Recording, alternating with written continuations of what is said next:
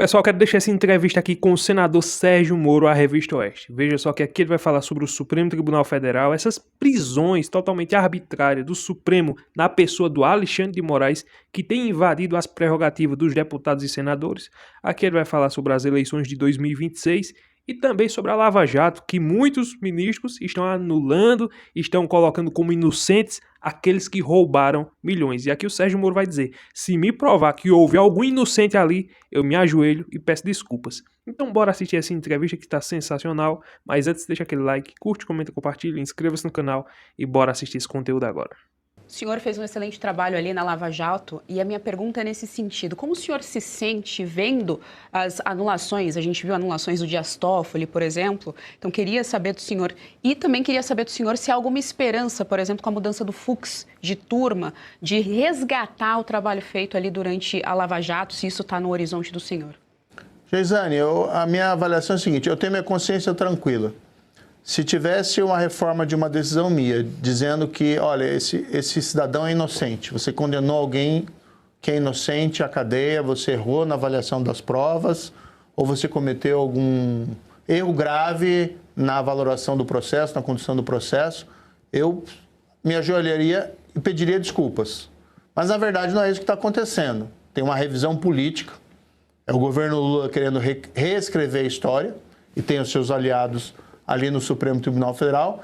Então eu vejo essas anulações não como técnicas, eu vejo como movimento político, que lamento, fico indignado, até porque gente que confessou os crimes, imagina assim, a pessoa confessou, devolveu o dinheiro, ou confessa que pagou o suborno, ou que recebeu o suborno, e de repente está sendo anulado. E quais são os motivos? Porque não era Curitiba, ou porque teria havido parcialidade? Não teve parcialidade. Tanto assim que as minhas decisões, elas foram mantidas nas instâncias recursais. Então, se eu tivesse alguma questão, e nunca tive, aliás, 30% dos acusados foram absolvidos, mas mesmo se tivesse, o Tribunal de Porto Alegre manteve as condenações. Então, todo mundo era parcial, menos o Supremo Tribunal Federal. E todos eles sempre me falaram, olha, Cuidado. vai mudar e vão atrás de você. Os seus inimigos vão todos se reunir e vão para cima. Claro que a gente estava na Lava Jato, no auge da Lava Jato, e você sempre tem esperança de que a história não se repita, mas a gente desconfiava, porque existe uma tradição muito forte de impunidade no Brasil e a Lava Jato contrariou muitos interesses poderosos, tanto no setor privado, que vivia daquele capitalismo de compadrio, como no setor público, que se locupletavam aos milhões, como a gente está vendo agora a repetição da história no INSS, até no nível de o apelido de propina ser o mesmo italiano, de dois dos personagens envolvidos. Fiquei triste de ver parte dessa reação vir do próprio Poder Judiciário, o que não me parece que aconteceu na Itália. Na Itália foram mais reformas legislativas que acabaram esvaziando a Operação Mãos Limpas. Mas assim, a gente não pode ficar se lamentando, a gente tem que defender o que é certo. E o que eu tenho buscado é, primeiro, vamos restabelecer a verdade. Ninguém ali foi inocente, condenado. Não houve nenhuma perseguição política. Quem foi condenado foi porque realmente roubou dinheiro da Petrobras, ou recebeu suborno, ou conseguiu aqueles contratos mediante ajustes de licitação. Agora a gente tem que retomar essa agenda anticorrupção no país. Acho que é o passo mais importante do que tanto ficar olhando para trás. Claro que a preservação das condenações é importante, o restabelecimento da verdade é importante, mas precisamos retomar essa agenda anticorrupção, aprovar leis, defender uma justiça independente. Vejo sinais positivos nessas operações, como por exemplo do INSS, que estamos vendo pessoas poderosas voltando à cadeia. Então há uma luz no fim do túnel, quem sabe, de recuperar essa prática. A ida do ministro Fux, que é um magistrado sério, que é um magistrado competente, firme, também ajuda nas apurações do roubo do INSS, que estão lá nas mãos do ministro André Mendonça, que também é um magistrado que tem mostrado firmeza na condução desse processo, decretado inclusive várias preventivas necessárias para a preservação das provas nesse caso. E agora com a presença do ministro Fux, a meu ver, tem uma chance maior dessas decisões do André Mendonça, se recorridas na turma, serem igualmente mantidas pela maioria dos ministros. Então, eu vi algo muito positivo, essa transferência dele. Em relação ao judiciário, eu fui 22 anos juiz e tem muitos juízes sérios, honestos, competentes. Tenho um grande respeito pelo Poder Judiciário. Em relação ao Supremo, eu aqui, respeitosamente, acho que o Supremo devia dar uns passos atrás. Há muita interferência, ao meu ver, em assuntos que não cabem muito bem ao Supremo Tribunal Federal na esfera legislativa. Aquela iniciativa que tentaram lá, por exemplo, descriminalizar o uso de drogas, não cabe ao Judiciário fazer isso. Essa interferência lá no Rio de Janeiro, nas ações policiais ao nível operacional, a meu ver, é uma política pública que não cabe ao Poder Judiciário. Então, para o próprio Poder Judiciário se preservar, deveria dar alguns passos atrás e voltar a fazer o que tem que fazer, julgar os casos concretos, né, e julgar conforme a lei. Vejo positivo, por exemplo, essa questão do INSS e agora, quem sabe, esse movimento que talvez preserve o que restou da Operação Lava Jato. Acabou de ser lançada nesta quinta-feira a escolha de Jorge Messias, advogado-geral da União, pelo presidente Lula da Silva, para a cadeira vaga no Supremo Tribunal Federal, deixada por Luiz Roberto Barroso, que se aposentou. O nome dele terá de passar pelo Senado por uma sabatina. Eu gostaria da avaliação do senhor sobre a escolha e, de antemão, pergunto, passa ou não? Olha, vamos acompanhar de perto. É uma escolha que desagrada muita gente dentro do Senado, não só da oposição, mas também muitos senadores torciam ali pela indicação do Rodrigo Pacheco, que foi presidente do Senado, uma pessoa de formação jurídica. Veja que garantiu até, falando em perspectiva do governo Lula, garantiu a governabilidade do governo Lula nesses 2 anos ali de 2023. Então, parte do Senado tem a sensação assim, de uma certa traição nessa indicação do Jorge Messias. E é uma pessoa muito ligada ao Lula, considerado aí um leal servo. Não acho que é a melhor escolha para o Supremo Tribunal Federal. O que nós gostaríamos de ver seriam pessoas um pouco mais desconectadas do governo federal. Pegar alguém de uma academia, por exemplo, um jurista renomado, pegar um magistrado das instâncias inferiores, de STJ ou de algum tribunal federal, alguém que não tivesse o carimbo, vamos dizer, do PT no seu rosto. Até o próprio Jorge Messias foi divulgado amplamente. Tem uma tese de doutorado no qual critica a Lava Jato, no qual diz que o impeachment da Dilma foi um golpe, critica as reformas do governo Temer, até que ele fosse um crítico, por exemplo, do período do governo do Bolsonaro, seria algo assim mais natural, mas até reformas importantes que não só a direita, mas o establishment brasileiro viram como algo positivo, como a reforma trabalhista, como o teto de gastos, são objeto de crítica da tese de doutorado do indicado ministro, né, Jorge Messias, porque já é ministro da AGU. Então, deve ter bastante resistência ali no Senado Federal para a aprovação desse nome. Se vai ser aprovado ou não, bem, aí vamos ter que aguardar para saber. Mas não é um nome que agradou boa parte do Senado. Já não agradava a oposição e certamente não agradou muita gente do centro. Quero falar sobre o PL antifacção. Em entrevista à TV Senado, o senador Marcos Duval, do Podemos, disse que não gostou da escolha do senador Alessandro Vieira como relator do PL. Ele entende que o melhor nome para essa função é o nome do senhor. Queria saber se o senhor concorda com o senador Marcos Duval. Olha, claro que eu gostaria de ter a relatoria nesse caso, até pedir ao presidente Davi, mas compreendo a escolha do senador Davi. Ele quis escolher alguém que não fosse tão ligado à oposição e também não tão ligado ao governo.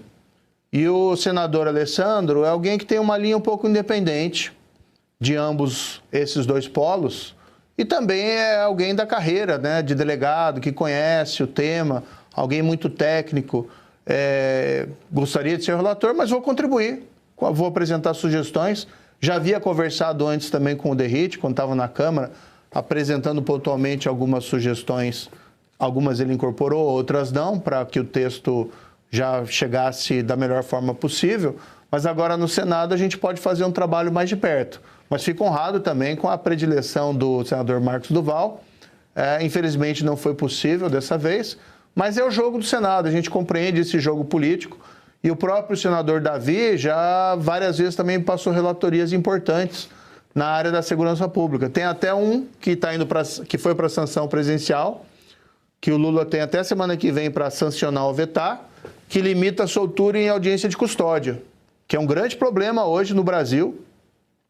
Cerca de 60% das prisões são mantidas, mas 40% dos presos são soltos e muitas vezes gente perigosa.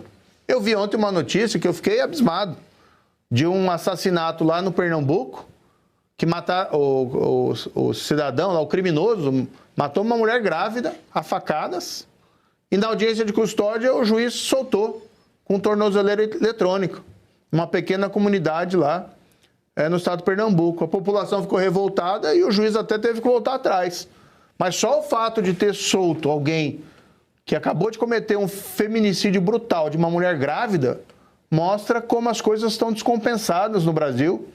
Uma completa inversão de valores que vai desde essas anulações das condenações de criminosos confessos, ladrões do erário, mas também esses casos de crimes violentos. E nós aprovamos, é um projeto que eu relatei lá no Senado e depois na Câmara foi aprovado, que é um projeto, a meu ver, muito bom, que limita a soltura e audiência de custódia e ainda obriga a coleta do perfil genético do DNA na audiência de custódia para determinados crimes. Está no prazo até o dia 26 para o presidente vetar ou sancionar. Espero que sancione. Esse atual Senado não vai tomar nenhum tipo de atitude, né? Talvez só com uma nova composição. Eu acho que as tensões, nada justifica que as tensões se elevem. Então, para o próprio Supremo Tribunal Federal, seria interessante um certo recurso institucional, que não desmerece a instituição, né? Porque teremos eleição no próximo ano, pode vir um Senado mais conservador, mais refratário a esses avanços do Supremo na esfera legislativa. E seria melhor que as coisas fossem conduzidas de uma outra forma. Porque cada ação gera também uma reação, certo? Mas, a bem da própria instituição, seria interessante. Eu digo sempre assim, olha, a Lava Jato, ela fez um diferencial porque ela foi revolucionária, não por ativismo judicial, mas porque nós aplicamos a lei. Então, eu era juiz criminal e eu não revia a constitucionalidade de leis, eu não fazia essa formulação de política pública, o que a gente fez simplesmente foi aplicar a lei. Que, para esse tema do combate à corrupção, é revolucionário no Brasil. Acho que ninguém colocou mais corrupto na cadeia do que eu nesse país, mas fiz isso porque tinha provas.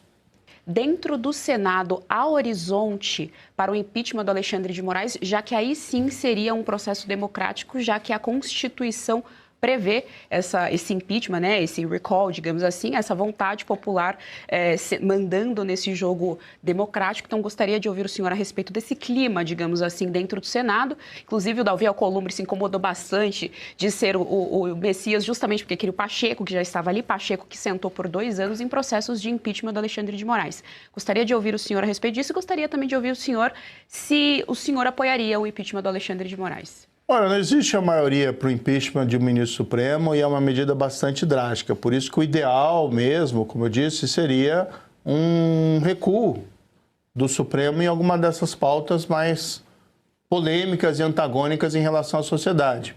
Por exemplo, a questão das penas impostas aos manifestantes de 8 de janeiro. Existe muito questionamento se aquilo foi um golpe mesmo.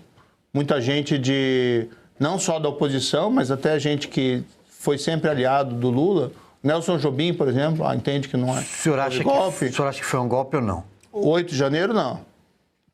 Não existe uma evidência que conecte aquelas discussões que estavam ocorrendo em dezembro com os atos de 8 de janeiro. A meu ver, ele foi uma multidão que extravasou, não poderia ter feito o que fez, não pode quebrar, destruir patrimônio, invadir prédio público.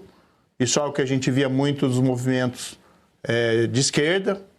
Vemos até hoje MST invadindo terras, a gente não concorda com isso.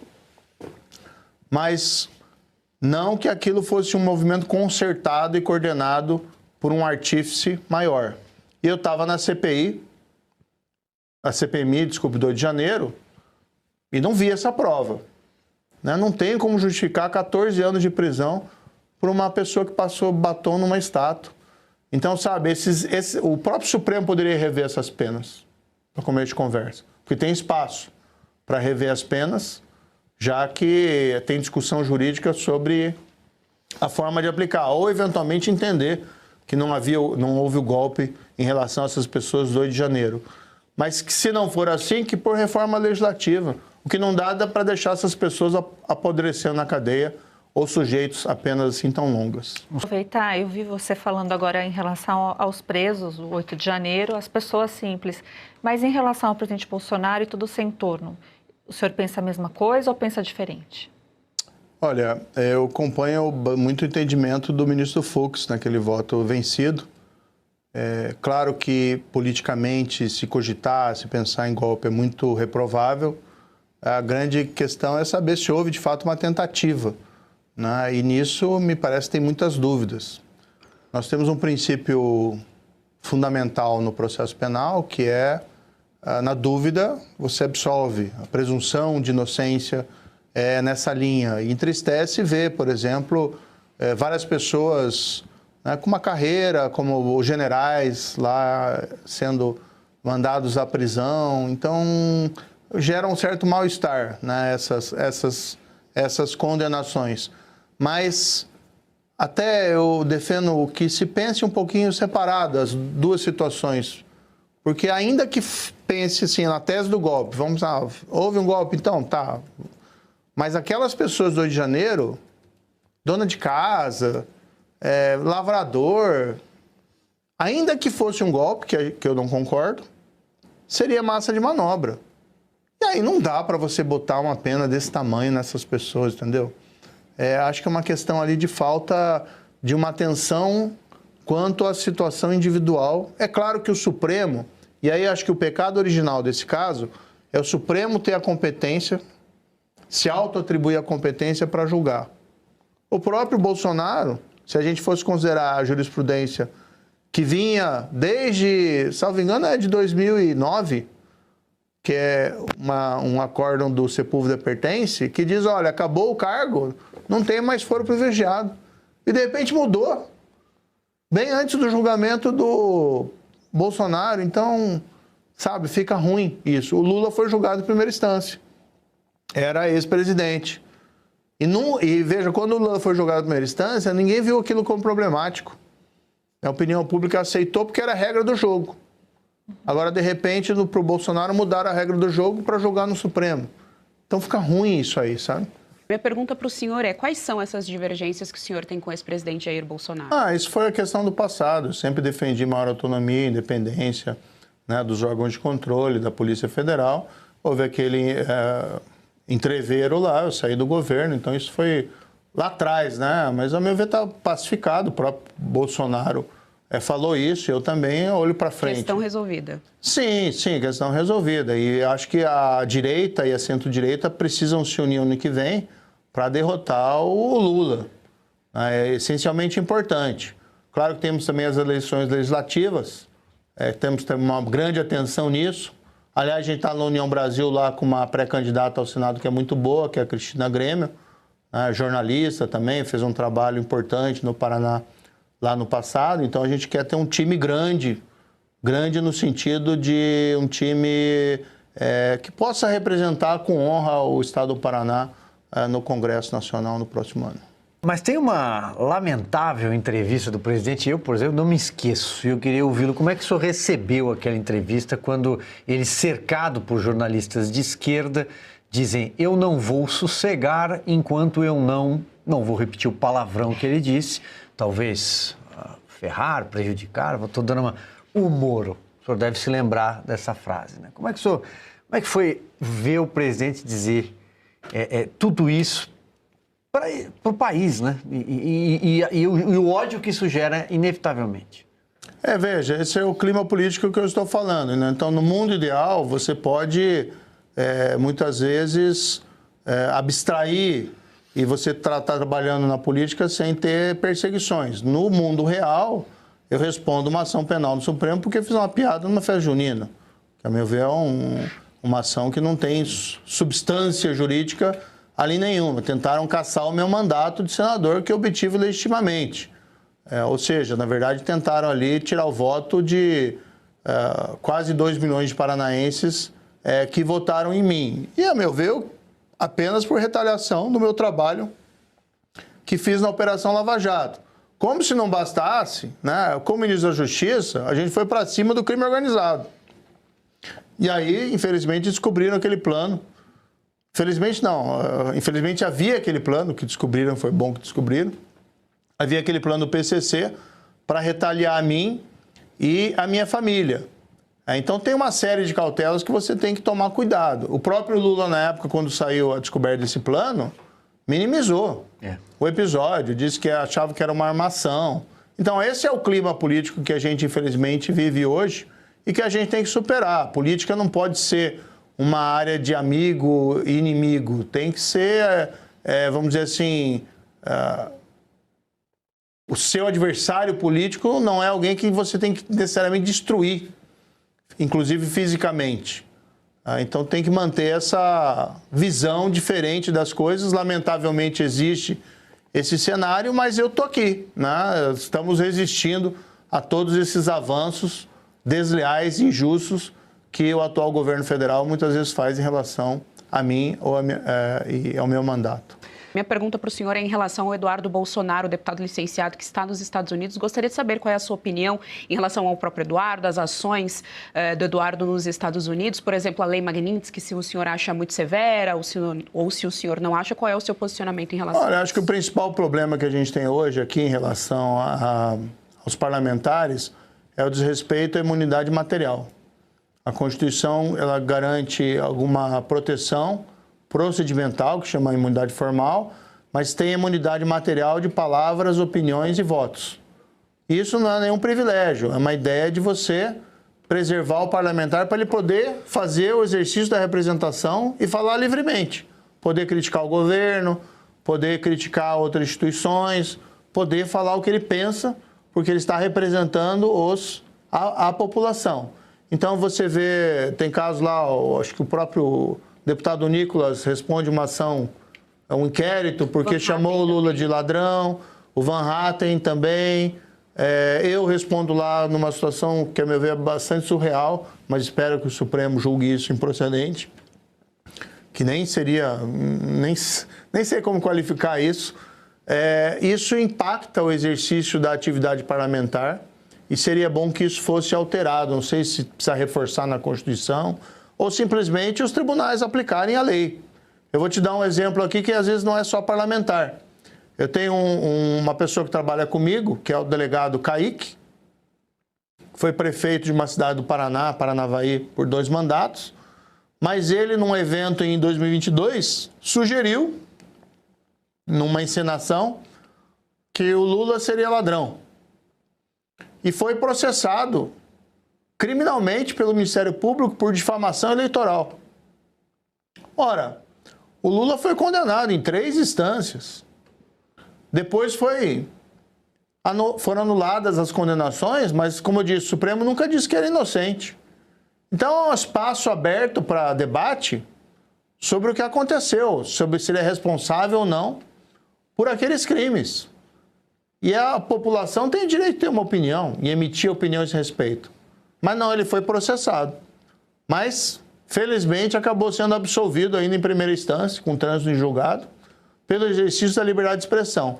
Então, o principal problema que eu vejo hoje em dia em relação a essas perseguições de parlamentares é em relação à imunidade material dos parlamentares que não está sendo respeitada pelo Supremo Tribunal Federal.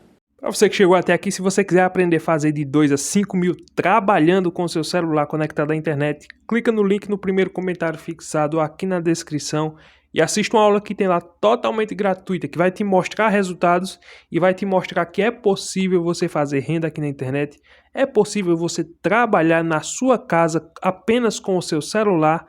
Para isso, você precisa estudar e aplicar o método certo. Se você tiver interesse e quiser saber como funciona, clica no link do primeiro comentário fixado ou aqui na descrição e assista a aula que tem lá que é totalmente gratuita. Pessoal, entrevista aí sensacional com o senador Sérgio Moro. E vocês viram aí que ele falou sobre a questão da Lava Jato.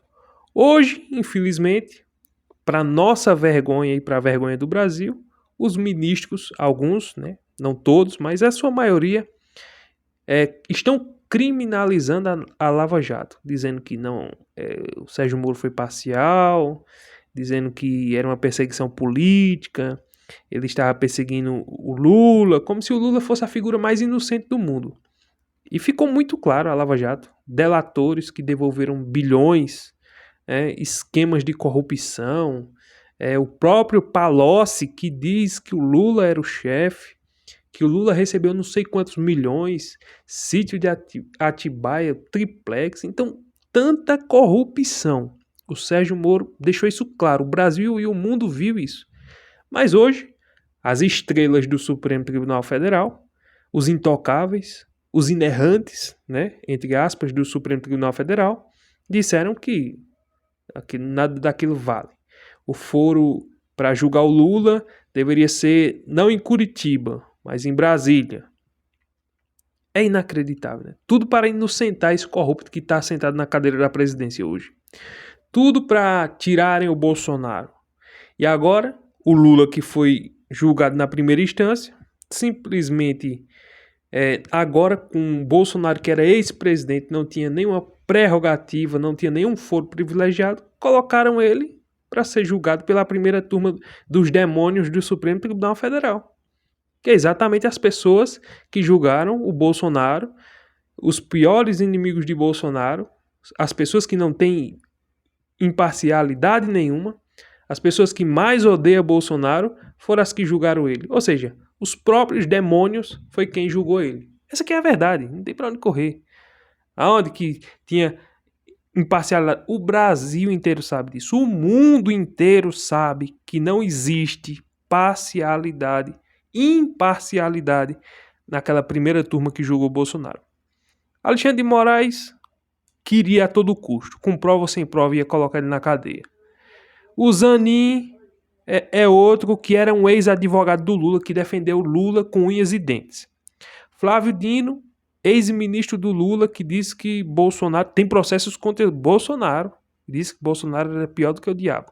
Carmen Lúcia também, que diversas falas dela contra Bolsonaro. Então, vai dizer o quê? Que essas pessoas eram justas? Vai dizer que essas pessoas eram corretas? Não existe isso. Então, eram pessoas totalmente parciais, pessoas totalmente que não tinham nenhuma condição de fazer um julgamento técnico, e essa que é a verdade. Tá aí, infelizmente, nas mãos do diabo. E agora esses ministros são intocáveis, o Senado totalmente covarde, esse Senado de hoje é totalmente covarde e omisso. E finge, faz de conta que nada aconteceu e que tá tudo bem, tudo dentro da normalidade. É inacreditável. Tomara que nas próximas eleições do ano que vem mude o Senado Federal, para que eu quero ver Alexandre de Moraes sendo processado e preso, para ele pagar por tudo que ele está fazendo e que ele fez com as pessoas inocentes aqui do país. Então, se você gostou desse vídeo, não esquece de deixar aquele like, curtir, comentar, compartilhar e se inscrever no canal. E até o próximo vídeo, se Deus permitir.